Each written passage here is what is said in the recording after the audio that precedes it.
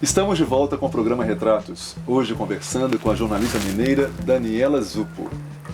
Daniela, no final do bloco anterior, você estava começando a falar sobre o seu retorno ao Brasil depois da experiência, né, dos 7 anos trabalhando na Alemanha, né? Chegando aqui, você inclusive apresentou um projeto novo, né? Que foi o Via Mundo, o programa Via Mundo, que você apresentou na Rádio Inconfidência, e ainda foi convidada para reestruturar e apresentar o Agenda, um dos programas mais tradicionais da Rede Minas, né? Então eu queria que você nos dissesse como foi essa experiência de voltar ao Brasil com esses dois projetos e o que de aprendizado adquirido na Alemanha que você conseguiu aplicar aqui. Como eu disse, observando, né, na Alemanha um outro jeito de fazer jornalismo, sobretudo o espaço que o próprio jornalismo cultural tem lá fora, né, em países da Europa, isso me inspirou muito quando eu voltei a trabalhar aquilo que eu queria mesmo, que era a área de cultura, e me convidaram. A primeira passagem foi pela Rádio Inconfidência, a rádio estava passando por um momento de reestruturação. Sim.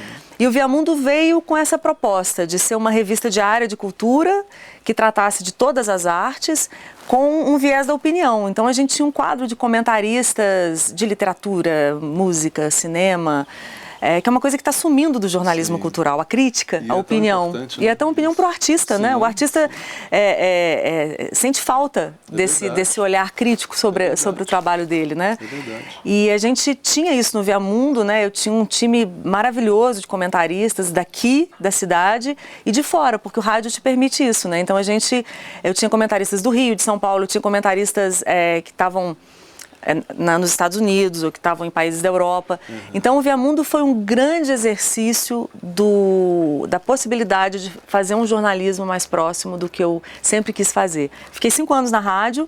No último ano eu conciliei com um convite para reestruturar o Agenda, que é o programa mais antigo da Rede Minas, um programa também voltado para a cobertura diária, né, do jornalismo cultural, e onde eu fiquei até a minha licença recente. Ah, pois é, isso que eu ia falar.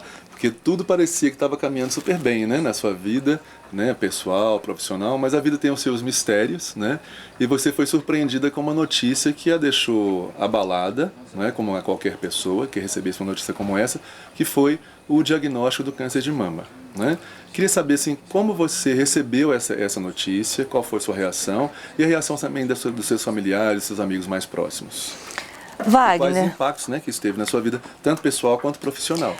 Profissional foi um impacto imediato. Eu tive que me afastar do meu trabalho, porque era impossível combinar um tratamento agressivo Sim. e longo, como o que eu tive, com a minha atividade profissional, né? Não só por estar no vídeo, mas porque é uma atividade que exige muito, né, da gente. Eu costumo dizer, Wagner, que ninguém está preparado para receber um diagnóstico de câncer. Mesmo que você tenha na família casos que não era o meu caso, né? Uhum. Então me pegou nesse sentido muito de surpresa, né? Porque eu não imaginava que era uma coisa que podia acontecer comigo. Não havia histórico familiar, eu estava sempre em dia com os meus exames, mas aconteceu. Você fazia então os exames preventivos? Com muita frequência. Sim. Completamente. Eu sempre fui muito cuidadosa com a minha saúde. Eu não vacilei. Sim, sim.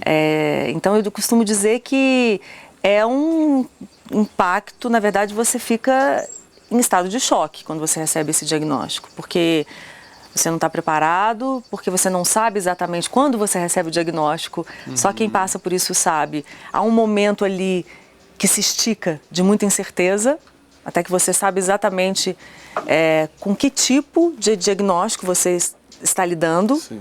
Né? Você passa por um período de dúvidas, de incertezas, de muitos temores.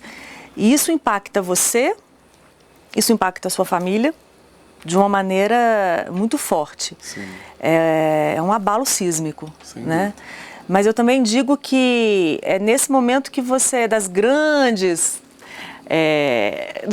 acontecimentos, dos grandes mistérios, né? Como você se referiu a isso, que a gente descobre na gente e ao nosso círculo mágico, que é como eu chamo essas pessoas que estão ao nosso redor, assim, né, nos dando amor, né? Uhum. A gente descobre uma força profunda. Você não fazia a menor ideia que ela pudesse existir, nem em você, nem no outro. É verdade. Então, passado esse choque inicial, você descobre que pode encarar aquilo. Sem dúvida. Eu tenho uma curiosidade, porque geralmente quando acontecem situações assim, a tendência da gente é buscar informações, né, saber do que se trata, né, como que a gente deve agir, né, durante esse período.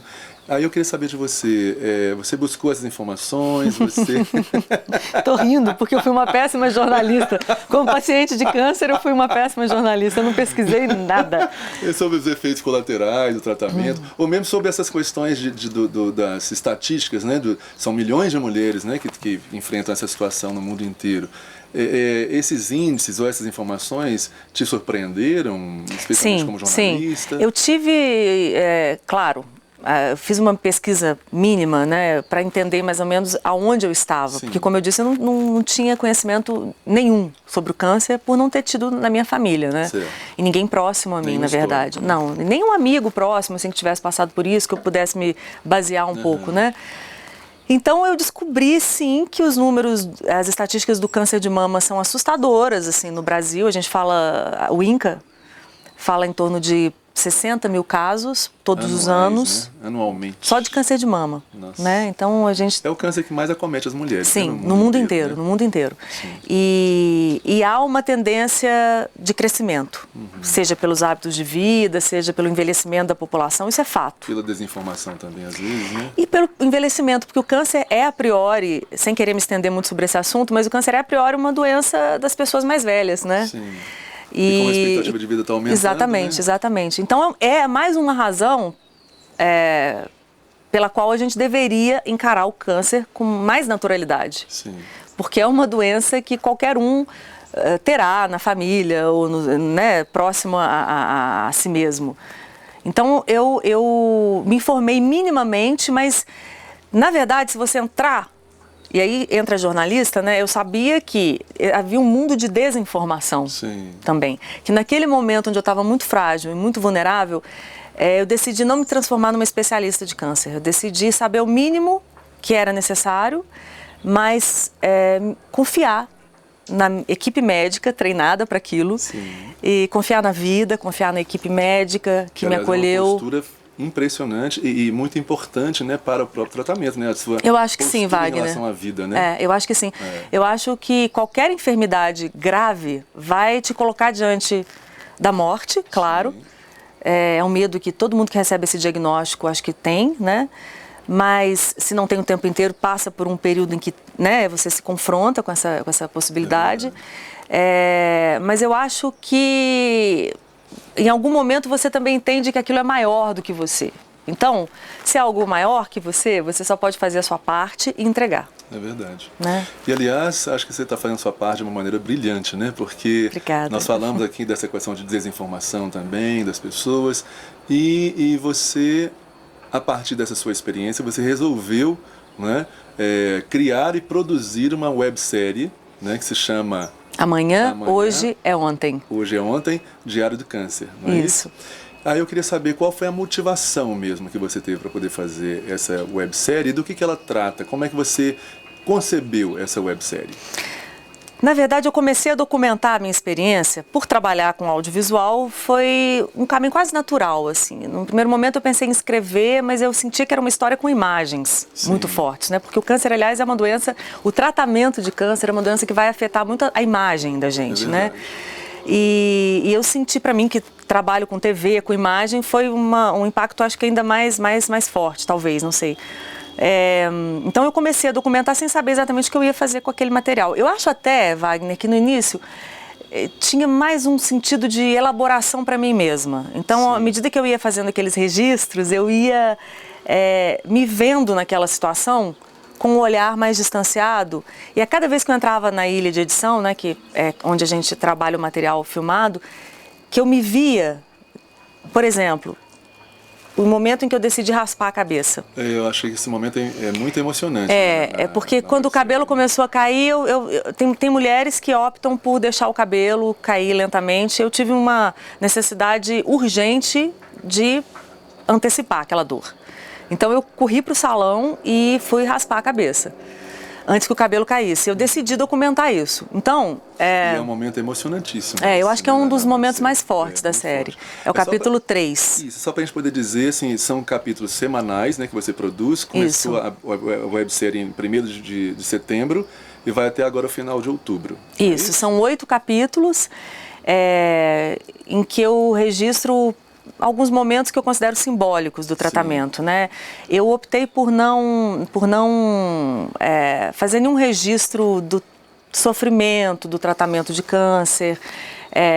Eu não dou dicas de beleza, eu não dou dicas de alimentação, aliás, não dou dica de nada, porque eu acho que cada um tem o seu caminho, porque esse material já existe em abundância na internet. Eu decidi lançar um olhar mais sensível, mais humanizado sobre essa experiência. E, na verdade, para mim, no final das contas, o câncer é a vivência de uma situação limite. Sim. Né? Então, é um pouco isso que as pessoas vão encontrar na série. E aí, voltando no corte, né, quando eu gravei esse momento, o corte de cabelo, ali eu vivi uma emoção. Ao assistir isso na ilha de edição, ao me ver passando por aquilo, eu já estava elaborando, entende? Sim, sim. Então eu acho que no primeiro momento já não estava tão grande, né? Então acho que no primeiro momento foi para mim, sabe? Sendo bem honesta. E aí, mas depois eu fui entendendo que aquilo tinha uma razão de ser para além da minha autoanálise. E era um material que podia servir a outras pessoas também. É verdade. Mas nós vamos interromper mais uma vez a nossa conversa para um breve intervalo, mas não saiam daí que nós temos muito mais a falar sobre a coragem dessa moça ao enfrentar essa situação tão delicada. Não saiam daí, a gente volta já já.